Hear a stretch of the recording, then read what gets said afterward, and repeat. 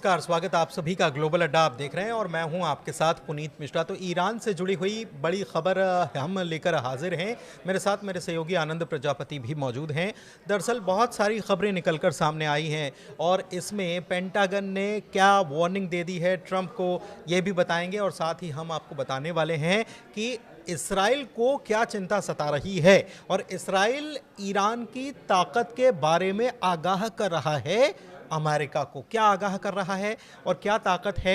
इसके अलावा एक और समझाइश या कह दें कि सीख अमेरिका को दी गई है और कहा गया है कि आप अगर ये मुगालते पाले हुए हैं कि आप ही अविजित हैं, मतलब कि आप हमेशा जीते रहते हैं और आपको कोई हरा नहीं सकता, तो आपको ये भ्रम दूर कर लेना चाहिए। और याद दिला दी गई है अमेरिका की बड़ी हार जो हुई थी उसके बारे में याद दिलाई गई है।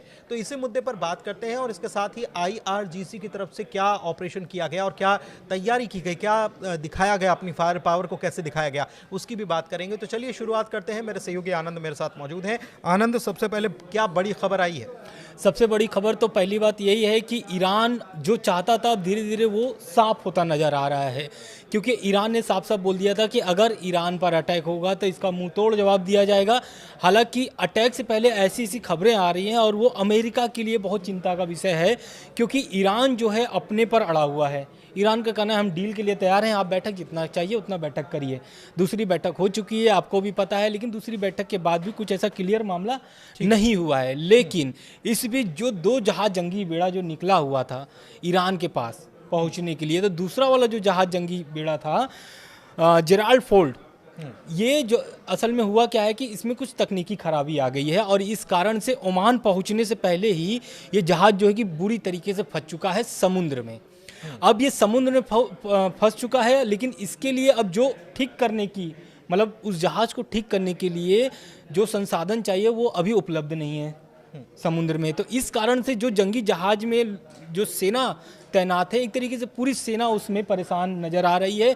और यही कारण है कि ईरान जो चाह रहा है वो अब धीरे धीरे साफ निकल रहा है। क्यों? सबसे बड़ी बात ये हाँ कि आनंद, सबसे बड़ी बात यह है कि थोड़ी हंसी भी आएगी आपको सुनकर, उसका टॉयलेट जाम हो गया। हाँ बिल्कुल बिल्कुल, टॉयलेट जाम हो गया। और आनंद, अगर हम गलत नहीं हैं तो हम एक बार इसको लेकर चर्चा भी कर रहे थे कि कौन से जंगी जहाज को भेजा जा सकता है। हैरानी की बात यह है कि ये दुनिया का सबसे बड़ा जंगी जहाज है अमेरिका का और सबसे ताकतवर इसे बताया जाता है। लेकिन तब आनंद, जेराल्ड आर फोर्ड की जब बात हो रही थी तो ये खबर भी आई थी कि इसमें पहले से कुछ तकनीकी परेशानी थी और इसीलिए हम ये कर रहे थे कि ये नहीं जा सकता, लेकिन फिर भी इसे जबरदस्ती भेजा गया है, हम मान सकते हैं। और इसमें जो तकनीकी खामी है वो निकलकर सामने आ गई। बिल्कुल, तकनीकी खराबी सामने भी आई है। और इसमें हम आपको बता दें कि ये जो जहाज है 11 महीने से समुद्र में तैनात है, क्योंकि इसके पहले आपको भी पता है कि वेनेजुएला वाला क्या कांड हुआ था, तो इसमें इसकी भी भूमिका रही है।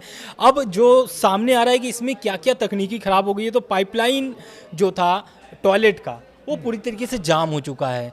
और जाम होने के कारण से, जो कि अब टॉयलेट जाम होने का मतलब आप समझिए कि किस तरीके की परेशानियां लोगों को झेलना पड़ रहा है। पूरा का पूरा अगर देखा जाए तो जंगी बेड़े के ऊपर जितना भी स्टाफ है, बिल्कुल उसके लिए 4600 लगभग उस पर स्टॉप बताए जा रहे हैं, ये सोर्सेस के हवाले से आ रहा है। लेकिन अब जो है कि उस जहाज का जो एक तरीके से कार्यशैली है वो पूरी तरीके से ठप हो चुकी है।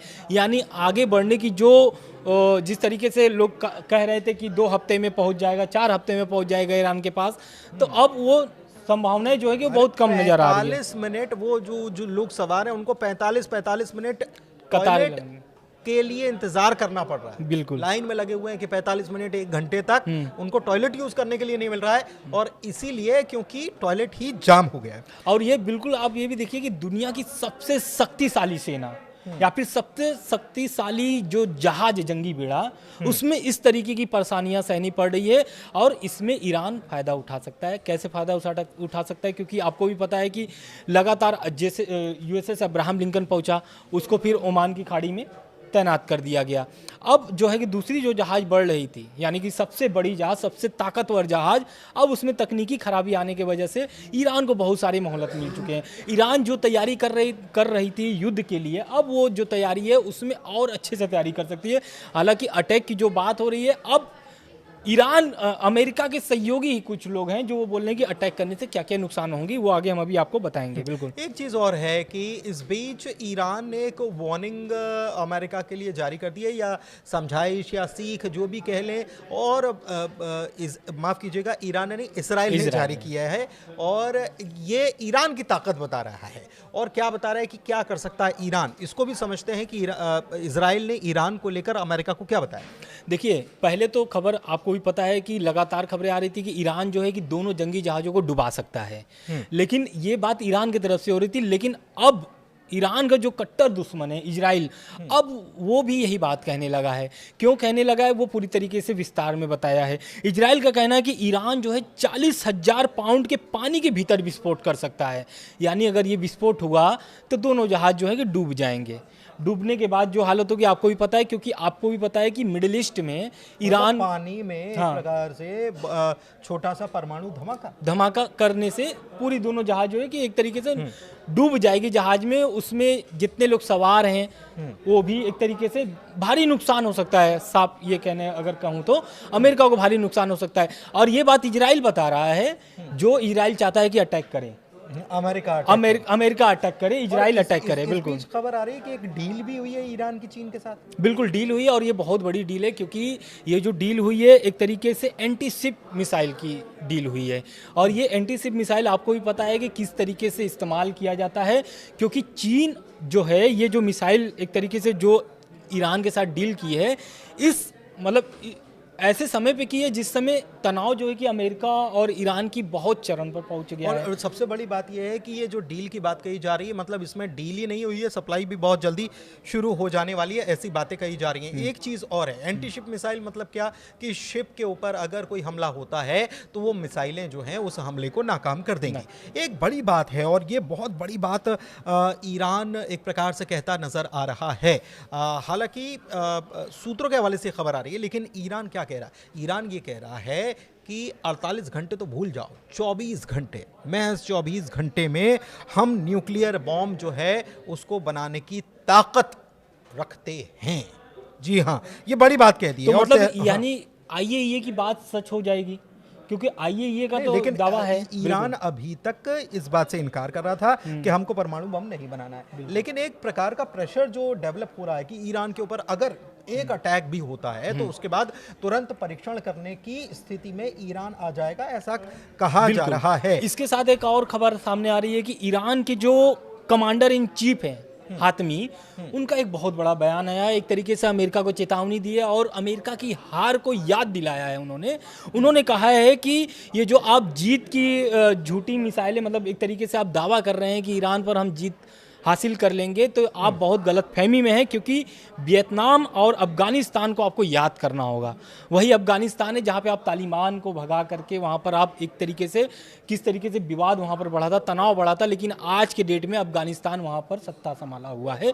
तो ये अफगानिस्तान में तालिबान समान बिल्कुल। और इसी को लेकर अभी हाल ही में ट्रंप जो है वो बड़े नाराज हो गए, और इसके पहले की बाइडेन प्रशासन जो है उसके ऊपर भी उन्होंने नाराजगी जाहिर की और कहा कि जिस तरीके का काम किया हमारे साजो सामान जो हैं वहीं रह गए। तो ये तमाम बातें हो रही हैं, लेकिन इस बीच एक बड़ी सीख दी जा रही है पेंटागन की तरफ से ईरान के मामले को लेकर। और किसको सीख दी जा रही है? अमेरिका को। बताया जा रहा है कि कॉन्सिक्वेंसेस क्या हो सकते हैं, मतलब कितनी मुश्किलें खड़ी हो सकती हैं, ये समझाइश दी जा रही। समझते हैं आनंद। बिल्कुल, देखिए, पेंटागन ने साफ तौर से ईरान मतलब ट्रंप से बोल दिया है कि आप ईरान पे जो हमला करेंगे वो हमला आपके लिए भारी नुकसान पहुंचा सकता है, क्योंकि ये हमला अगर मतलब एक तरीके से उसने पेंटागन ने ट्रंप से बोला है कि सीधे कि आप ईरान पे हमला करना भूल जाइए, क्योंकि अगर आप ईरान पे हमला करते हैं तो अमेरिका और उनके सहयोगियों को भारी नुकसान सहना पड़ सकता है। भारी नुकसान इसलिए सहना पड़ सकता है क्योंकि मिडिल ईस्ट में तैनात है लगभग 30 से 40 हज़ार अमेरिकी सैनिक। तो आपको भी पता है कि अमेरिका में अगर एक व्यक्ति अमेरिकी कोई भी एक नागरिक मारा जाता है तो अमेरिका किस तरीके से आग बबूला हो जाता है और बदला लेकर के ही मानता है।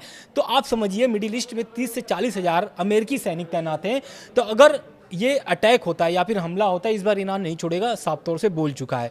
अगर ये हमला होता है अमेरिका की तरफ से या इजराइल की तरफ से शुरुआत की जाती है तो इसका भुगतान अमेरिका को भारी चुकाना पड़ सकता है। और यही बात पेंटागन का कहना है कि जो आप हमले की विचार बना रहे हैं उसको आप भूल जाइए, डील पर बात करिए, बातचीत पर बात करिए और समस्या का समाधान निकालिए। साफ तौर पे उन्होंने ये कहा है। देखिए बेसिकली क्या है कि जो पूर्व अधिकारी हैं उनके मुताबिक ख़ास तौर पर जॉइंट चीफ ऑफ स्टाफ के अध्यक्ष जो हैं जनरल डैन कैन, इनकी तरफ से जो राष्ट्रीय सुरक्षा परिषद की बैठकें हुई हैं उसमें ये चिंता जताई गई है कि मुश्किलें खड़ी हो सकती हैं और अमेरिका को अपने सहयोगियों के साथ भी चीज़ें जो इसके बारे में हमने बताया भी था आपको कि नुकसान क्या हो सकता है, अमेरिका को कैसे नुकसान हो सकता है। और इसके अलावा तेल की कीमतें बढ़ेंगी, डॉलर की कीमत जो है वो घट सकती है, तो बहुत सारे परेशानियां जो हैं खड़ी होंगी। दुनिया के ऊपर प्रेशर बढ़ेगा, दुनिया का प्रेशर अमेरिका के ऊपर पड़ेगा और तमाम सारी चीज़ें। और ख़ास तौर पर अगर अटैक होता है तो ईरान कह चुका है कि रीजनल वॉर में ये तब्दील हो जाएगा। रीजनल वॉर में अगर तब्दील होता है तो रेड सी की बात करें या फिर स्टेट ऑफ हॉर्मुज़ की बात करें, वहाँ से व्यापार नहीं हो पाएगा और वहाँ से व्यापार नहीं होने का मतलब आप समझ लीजिए कि दुनिया पर इसका असर पड़ेगा, ख़ास तौर पर तेल सप्लाई को लेकर। एक चीज़ और है, एक खबर ये है और ये खबर इसी बात को लेकर, ये जो हम आपको बता रहे हैं इसी बात को लेकर सामने आई है कि इसी मामले को लेकर अमेरिका में दो फाड़ हो गया है। बिल्कुल, अमेरिका में दो फाड़ इसलिए हो गई है क्योंकि सेना जो है और ट्रम्प की जो प्रशासन है दोनों में तनातनी चल रही है। ऐसी सोर्सेज की तरफ से खबर आ रही है। क्यों? क्योंकि जैसा मैंने आपको बताया कि 30 से 40 हज़ार सैनिक तैनात हैं और आपको मैंने स्टार्टिंग में भी बताया कि जंगी बेड़ा जो पहुंचा हुआ है, ओमान भी अभी नहीं पहुंच पाया, बीच समुद्र में फंसा हुआ है तकनीकी खराबी की वजह से। तो जो सैनिक हैं उनके एक तरीके से बुरी तरीके से फंस चुके हैं। क्यों? क्योंकि ट्रम्प के जल्दबाजी में एक तरीके से कह लीजिए, ये मुझे लगता है कि ट्रंप के सामने अधिकारी शायद ये बोल नहीं पा रहे हो, लेकिन एक प्रकार से उनका मैसेज यही है कि आपकी एक जिद जो है हजारों लोगों की जान ले लेगी और इससे अमेरिका को भी खासा नुकसान होगा। इस बीच दो बड़ी और खबरें हैं कि IRGC ग्राउंड फोर्सेस जो हैं उन्होंने दक्षिण ईरान में मॉडर्न वॉरफेयर और फायर पावर को दिखाया है कि उनकी फायर पावर क्या है। बड़ा सैन्य अभ्यास किया गया, टेक्निक्स दिखाई गई, हमारे पास क्या क्या फैसिलिटीज़ हैं ये बताई गई और अभ्यास का मुख्य उद्देश्य जो है वो है तटीय सुरक्षा को मजबूत करना। मतलब तट से ही हमला होता है तो उसको कैसे मजबूत किया जा सकता है। और एक चीज़ और है, एक बड़ा अपडेट ये है कि 100 of American personnels are living Beirut as US Iran tension crisis. मतलब कि जैसे जैसे ये तनाव बढ़ता जा रहा है सैकड़ों की तादाद में अमेरिकी जो हैं वो बैरूत को छोड़ रहे हैं। माना यह जा रहा है कि अगर ये हमला होता है या ऐसी परिस्थितियां, क्योंकि पहले तो ये कहा जा रहा था कि सोमवार मंगलवार तक कुछ हो सकता है, लेकिन अगर ये परिस्थितियां बनती हैं तो हिजबुल्लाह एक्टिवेट हो जाएगा और हो सकता है कि वो इसराइल पर हमला करे और अमेरिकी जो बेस हैं सीरिया में वहाँ पर अटैक करे, जॉर्डन में अटैक करे, इराक पर अटैक करे। और दूसरी तरफ अगर सीरिया की बात करें तो वहाँ से भी US पर्सनल्स जो हैं वो निकल रहे हैं और कहाँ पर तैनाती हो रही है उनकी, इराक में तैनाती होती नज़र आ रही है कि उनको इराक में तैनात किया जा सकता है, क्योंकि इराक के मिलिशिया जो हैं उनको भी कहीं ना कहीं समर्थन ईरान का है और वो भी ईरान को सपोर्ट करते हैं। यमन में बैठे हूती जो हैं वो भी ईरान को सपोर्ट करते हैं और ऐसे में बड़ी टेंशन जो है इस वक्त मिडिल ईस्ट में बनी हुई है। लेकिन ईरान की पावर को देखकर ये लग रहा है कि हाल फिलहाल बातचीत की ही कोशिश की जाएगी बजाय किसी युद्ध या किसी हमले के, क्योंकि स्थितियां यही नज़र आ रही है। हालांकि अपडेट्स जो हैं वहां से लगातार आ रहे हैं और बार बार बदल भी रहे हैं, हम आप तक पहुंचा रहे हैं। फिलहाल ग्लोबल अड्डा में इतना ही, चर्चा को यहीं समाप्त करते हैं। बहुत शुक्रिया।